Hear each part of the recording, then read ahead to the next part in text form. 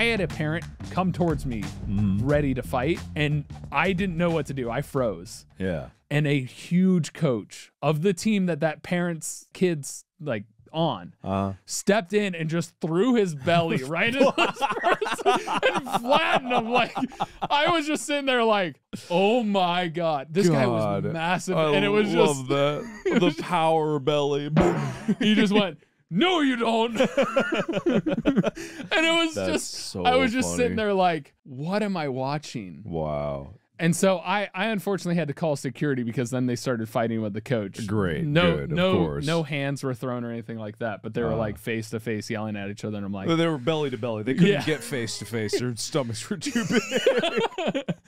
no, but I think about that all the time in the impact that parents have on their kids and how much, you yell at the ref about something, that kid's going to start thinking the same thing and not listen to what I'm trying to say. Exactly, yeah. And that's the same thing as when they yell at the coach because they think they know better. And this is not our problem because most coaches are volunteers. They also can end up teaching wrong things. And so I honestly think there should be more training for coaches, more opportunities for learning, and more requirements, especially for contact sports like football. Yeah.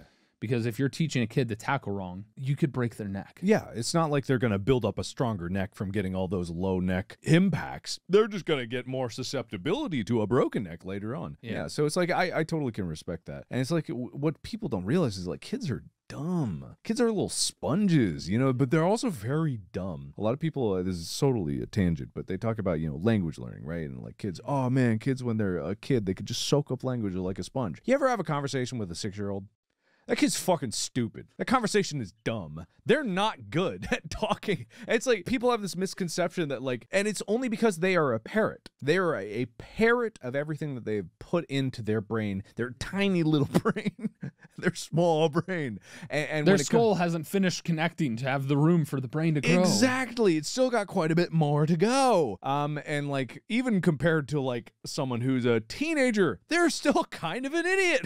Depends on the teenager, of course, but especially when hormones become a factor. Yeah, and so sports, through all these times, you get into this weird motion where it goes from a child that has only learned from imitating the behavior that is around them, and all these parents and coaches yelling and all the violence and whatever is fine. Aggression, sure, it's sports, it's fine. But what's going to happen when they become a teenager, become their own person? The only outlet that they have ever practiced for anything is confrontation and anger and violence. And it's like, if you don't equip them with the tools, you're building their toolbox, right? I'm not a parent. I don't know the perfect parenting, but even I know that you're equipping your child with the tools that they need to succeed down the road. If the only tools that you give them are hammers, every problem is a nail. And also, if the only tools that you give them are the things that you give them and everybody else is wrong, they're not going to learn stuff that maybe you don't even know. Exactly. I am always of the belief that we should be trying to improve the next generation instead of, for some reason, the ubiquitous thing is to belittle the next generation. Yeah. Who's raising that generation? It's us. It's our fault that they're shitheads if we're calling them shitheads. What did you expect? We raised them. We're shitheads. Look at the shitheads that raised us.